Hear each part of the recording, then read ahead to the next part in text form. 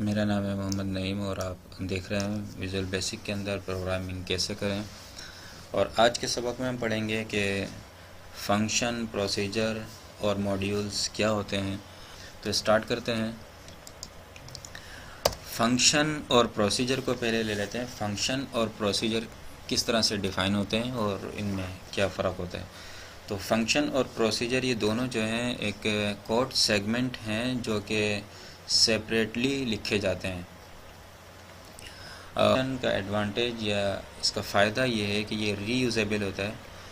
तो रीयूजेबिलिटी इसका एक बहुत बड़ा एडवांटेज है। या फंक्शन और प्रोसीजर इसलिए बनाए जाते हैं कि इसको कोड कम हो और एक कोड को कई बार इस्तेमाल किया जा सके। तो स्टार्ट करते हैं। प्रोसीजर किस तरह से बनता है और फंक्शन किस तरह बनता है, सबसे पहले ये देख लेते हैं। तो फंक्शन और प्रोसीजर की टाइप, दो तरह की टाइप अमूमन इस्तेमाल होती हैं, प्राइवेट और पब्लिक। हम यहाँ पब्लिक इस्तेमाल कर लेते हैं। पब्लिक, इसके बाद फंक्शन और इसके बाद फंक्शन का नाम, जैसे कि हम शो टाइटल के नाम से एक फंक्शन बना लेते हैं। जैसे ही हम एंटर की प्रेस करेंगे एंड फंक्शन हमें यानी स्टेटमेंट कंप्लीट हो जाएगा, ऑटो कंप्लीट। और इसके बाद ये था फंक्शन बनाने का तरीकाकार। प्रोसीजर किस तरह से बनता है वो भी एक पब्लिक बना लेते हैं। पब्लिक सब प्रोसीजर पब्लिक सब के साथ बनता है। और इसके बाद इसके भी नाम हम लोग टाइटल रख लेते हैं। तो किस तरह से डिफ़ाइन होता है ये हमने देख लिया। यूज़ किस तरह से किया जाता है, तो एक वेरिएबल बना लेते हैं जिसको हम इन फंक्शनों में यूज़ करेंगे। तो वेरिएबल जैसे हमने पढ़ा था कि डिम के साथ बनाया जाता है, प्राइवेट भी होता है और पब्लिक भी होता है और स्टैटिक भी। ये मुख्तलिफ़ टाइप होती हैं इसकी। हम पब्लिक एक वेरिएबल बनाने जा रहे हैं। तो डेटा टाइप, इसके बाद हमने इसका नाम एज इसकी टाइप। तो जैसे हमने देखा कि एक str टाइटल के नाम से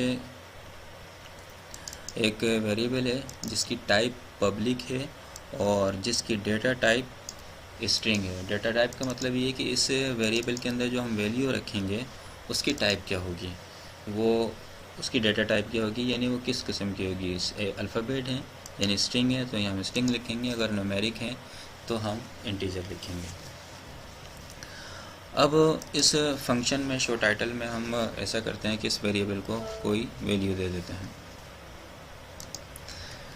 जैसे कि हमने कहा कि str title is equals to, इसमें कोई स्ट्रिंग लिख देते हैं।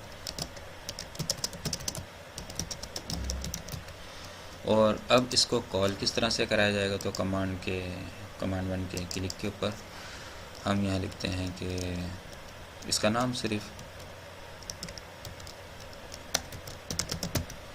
Show title.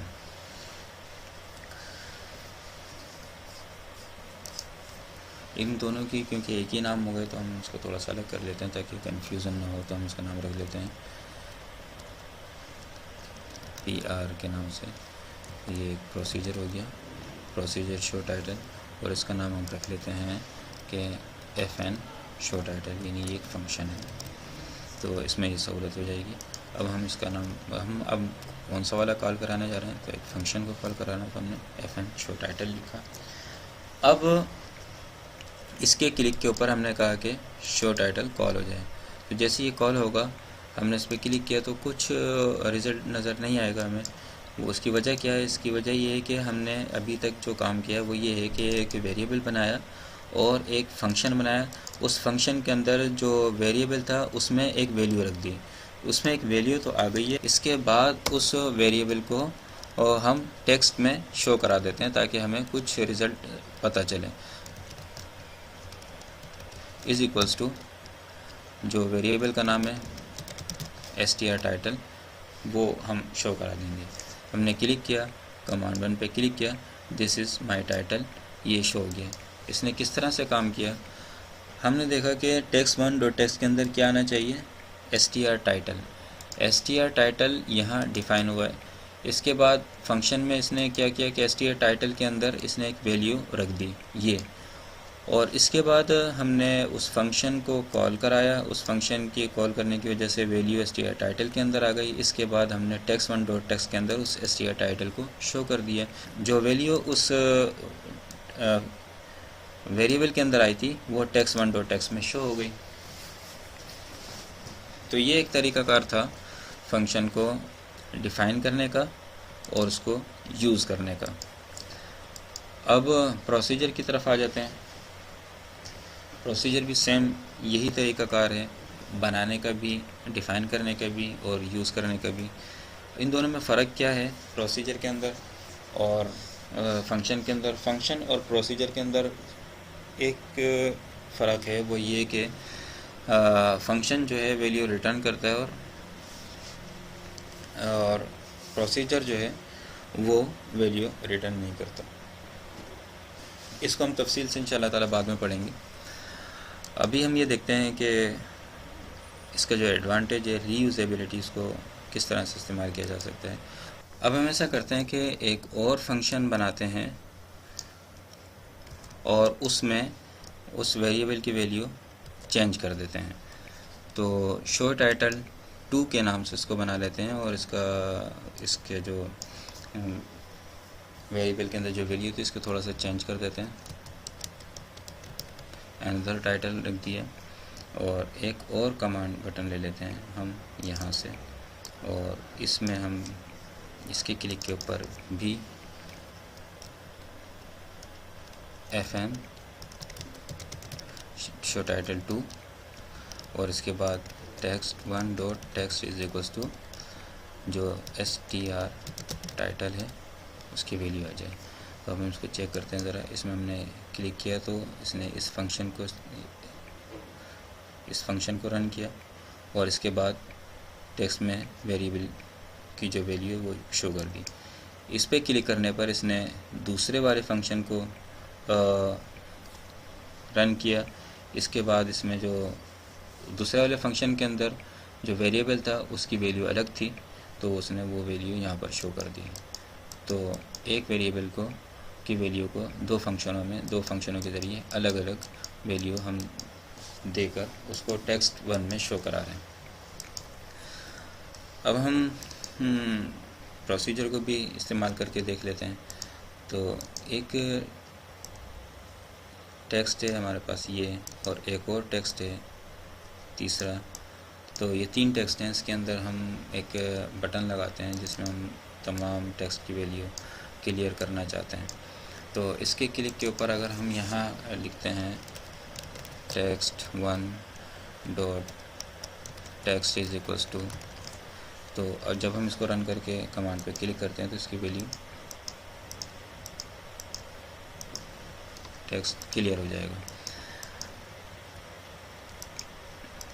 अगर हम इन तीनों टेक्स्ट की वैल्यू को क्लियर करना चाहते हैं तो हम यहाँ से इसके नाम चेंज कर देंगे। अब हम यहाँ से इसको रन करते हैं। बिलफर्ज अगर हमें यही बंच ऑफ कोड कई मरतबा अपने प्रोग्राम के अंदर इस्तेमाल करना है, कई जगहों पर इस्तेमाल करना है, तो ये रिपीट करने के बजाय हम प्रोसीजर या फंक्शन को इस्तेमाल करेंगे। तो उसका तरीकाकार क्या है, हम इसको यहाँ से रिमूव कर देंगे और यहाँ हमने ये जो प्रोसीजर बनाया था इसका नाम हम अब रख देते हैं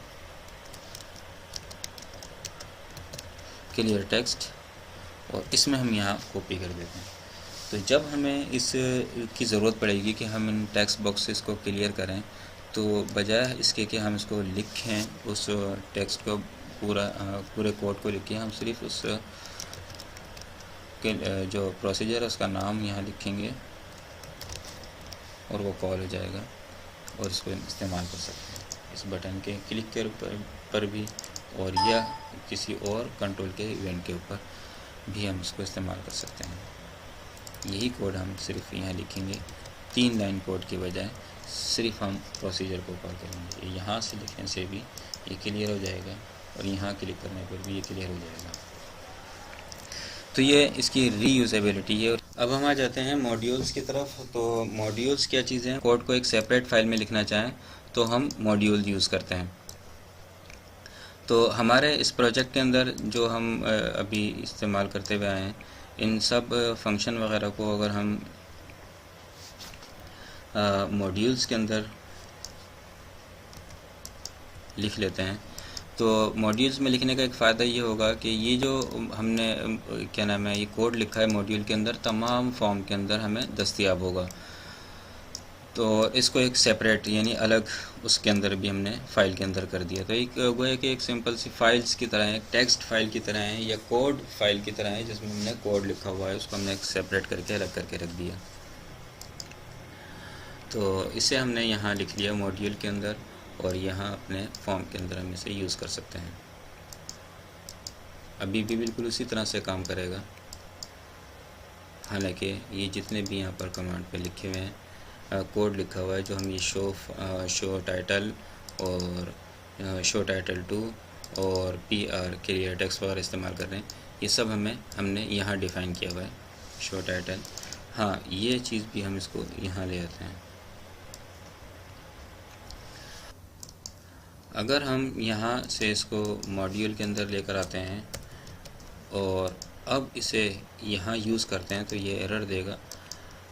इसकी वजह ये कि ऑब्जेक्ट रिक्वायर्ड डिबग करते हैं तो यहाँ ये बताएगा कि टेक्स्ट 1 रिक्वायर्ड है, ये नहीं मिला इसे।